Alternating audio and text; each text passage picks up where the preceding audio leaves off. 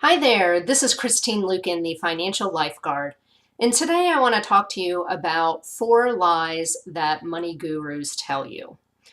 And the problem with these lies is that they make it seem like achieving your financial goals and improving your money situation is going to be the equivalent of crawling across broken glass than the grand adventure that it really truly is.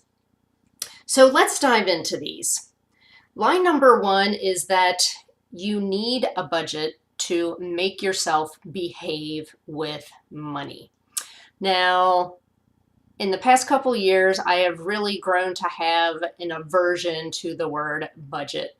And the reason why is because it conjures up the image of deprivation. So it's almost like an extreme diet where you can't have any carbs, you can't have any sugar, and it's no fun. So if you've ever tried to do an eating plan like that, and I have to admit I have tried a lot of those in the past, and I have failed to stick with all of them long term because if there is no end in sight, if there is no fun built into the plan, if there's no enjoying the journey, you're going to quit really early on. And that is why people have such a hard time sticking with a budget long term.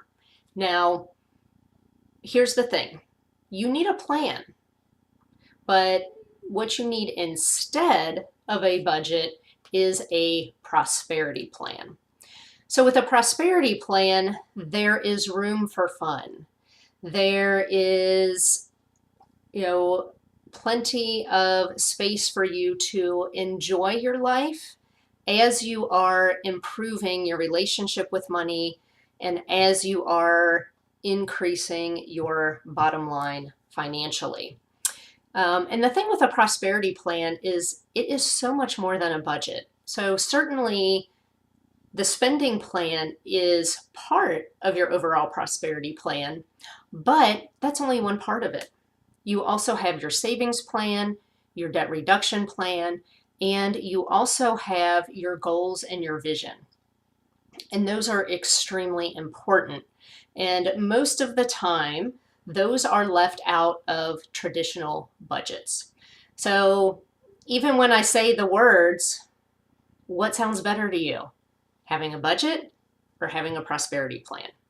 And let me tell you something, words are very important because they convey certain emotions. And if you are not excited about pursuing financial success, then chances are you're going to give up on the process. So let's talk about lie number two that money gurus tell you. And typically it's something that goes like this. Follow this exact formula and you will get the same results that I got. Here's the problem with that. All of us are unique individuals. We have different family situations. We have different incomes. We have different expenses. There are different things that are important to us. So, my husband and I, we don't have kids. Our plan for financial freedom and independence and fulfillment is going to look very different from that of my best friend who is married with 5 children. So having an exact formula, it doesn't work for every single person.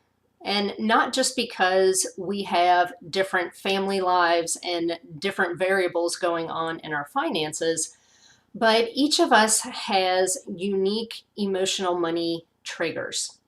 So there might be a certain method that works for someone because it is emotionally fulfilling for them, or it helps them short circuit a negative emotional money issue that they have. Well, that might not work for you.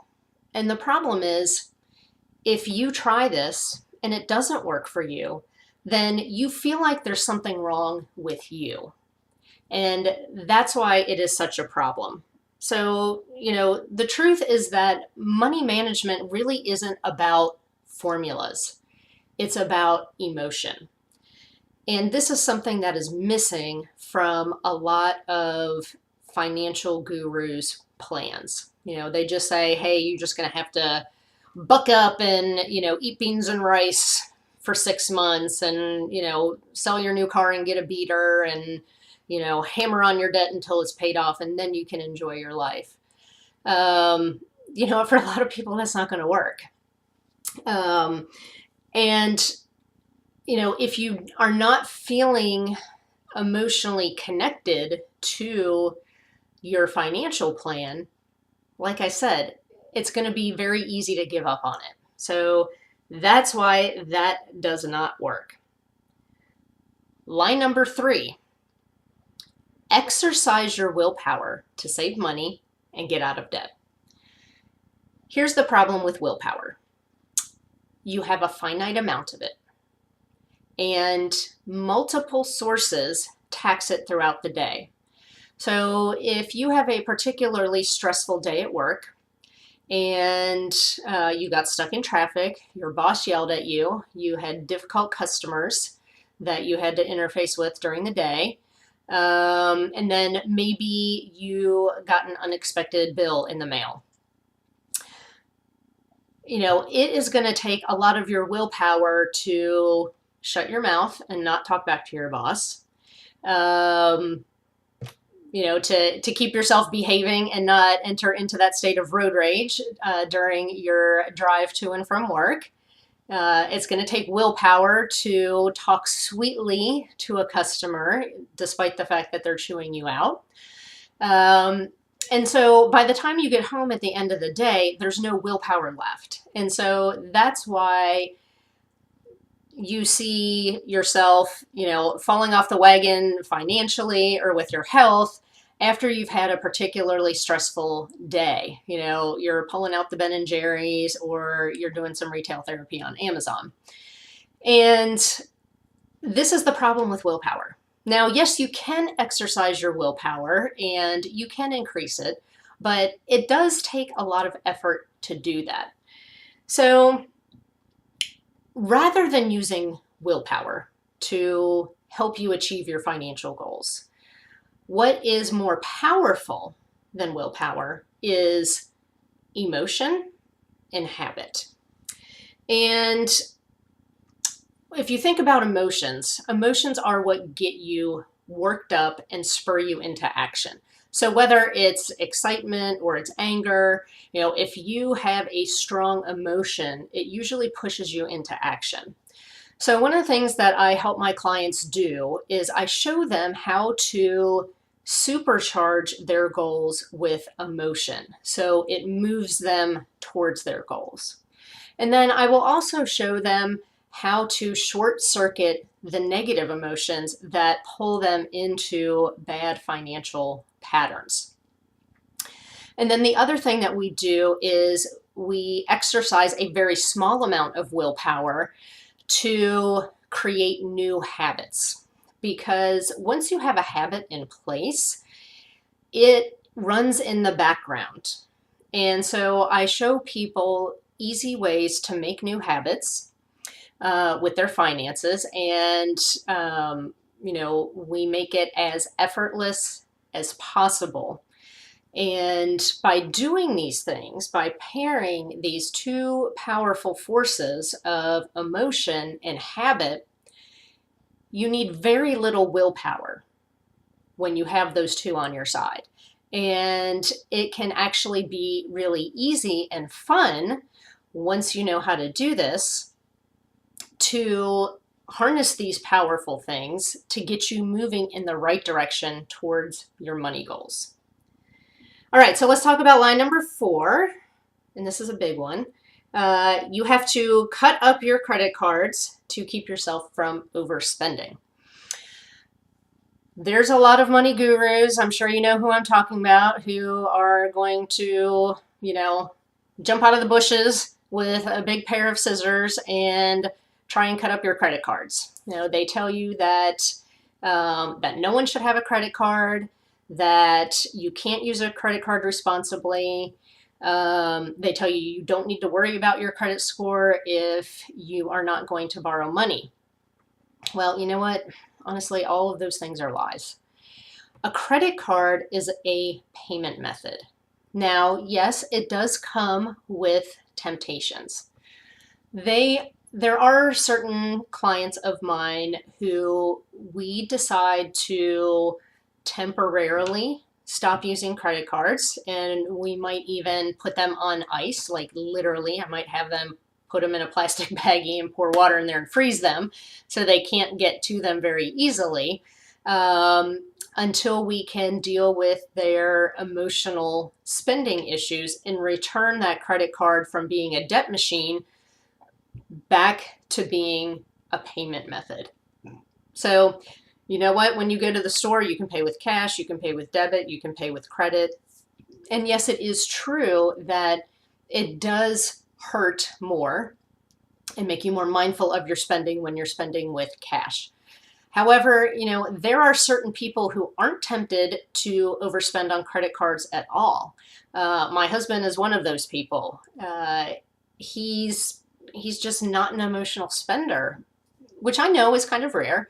He researches what he's going to buy, and he's going to spend the same amount, whether it's cash, debit, or credit.